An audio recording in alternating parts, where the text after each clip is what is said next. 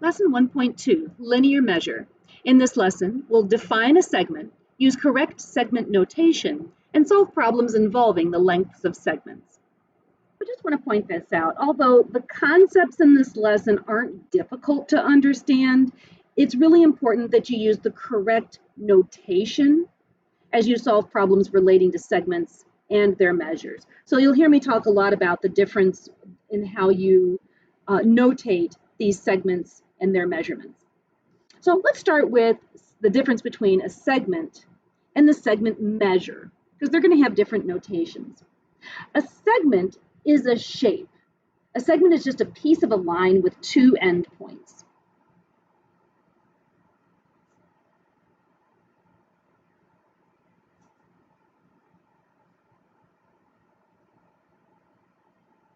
For example, right here, we can see segment AB. You can see the end of the segment on each side. Point A is one end of the segment, point B is the other end of the segment. It's a piece of a line with two endpoints. You can see the line here that it came from, and it's just a piece of that line. Now that's not to be confused with the segment measure. A measurement is a number, and it's the length of that shape.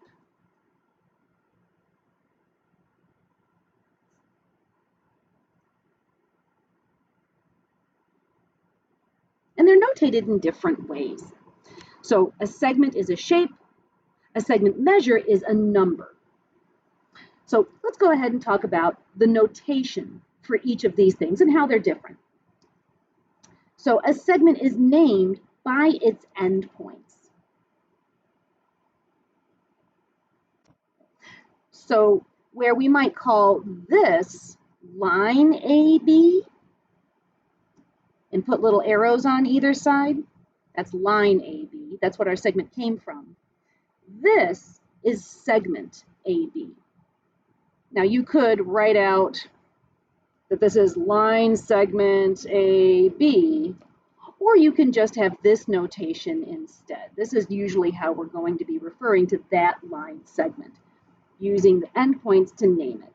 So you can see instead of little arrows on this bar, that just looks like a segment. I would read this as segment AB.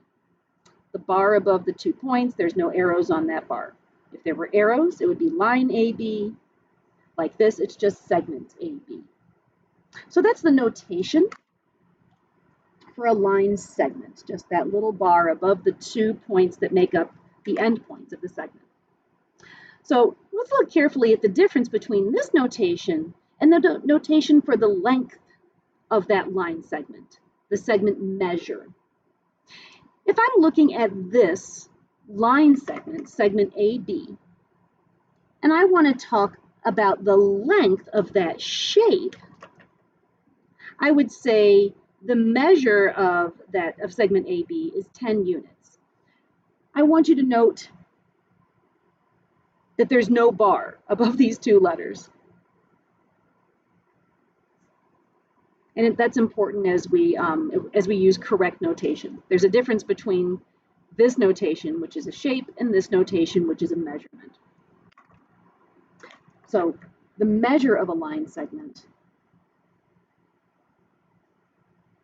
is also indicated by those two endpoints, but the notation for the measure of a segment does not include a bar. That becomes important as you're describing what you're seeing in proofs later on, and what you're seeing in pictures. So with the segment, you're describing the shape. Without that little bar, you're describing the measurement.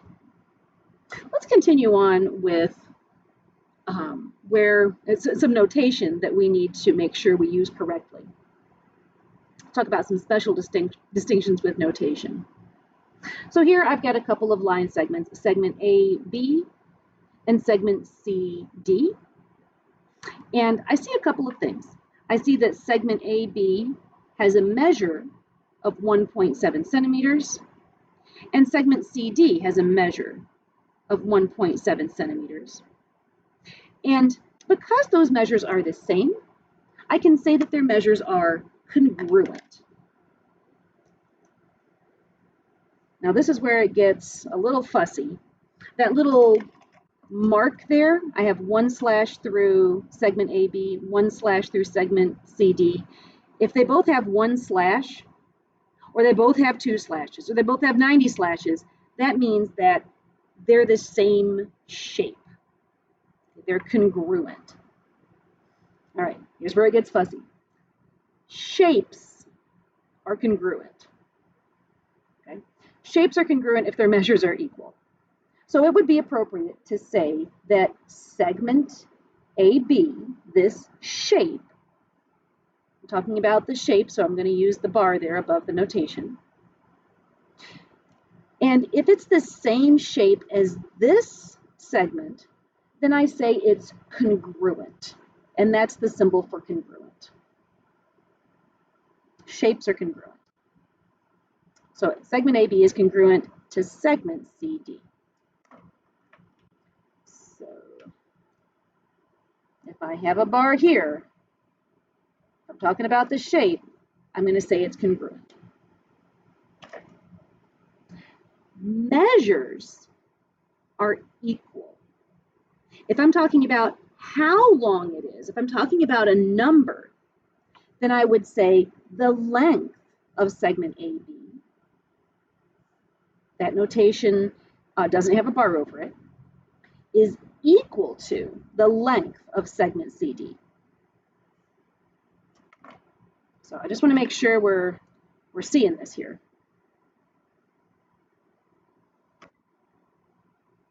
These shapes are congruent. These measures are equal. Numbers are equal.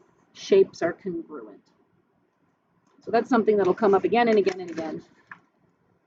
All right, so congruent segments are marked with equal numbers of little slash marks. We just mentioned that up here.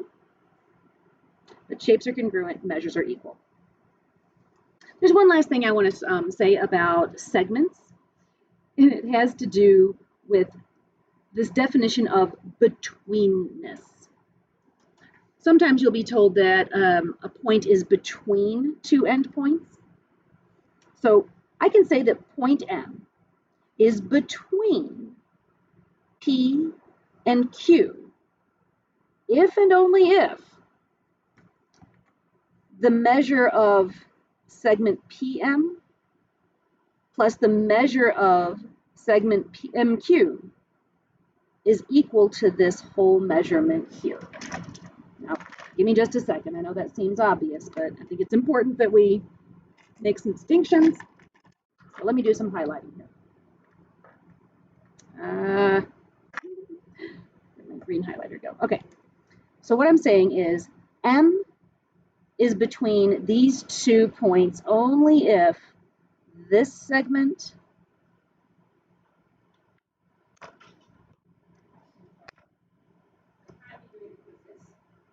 hang on just a second.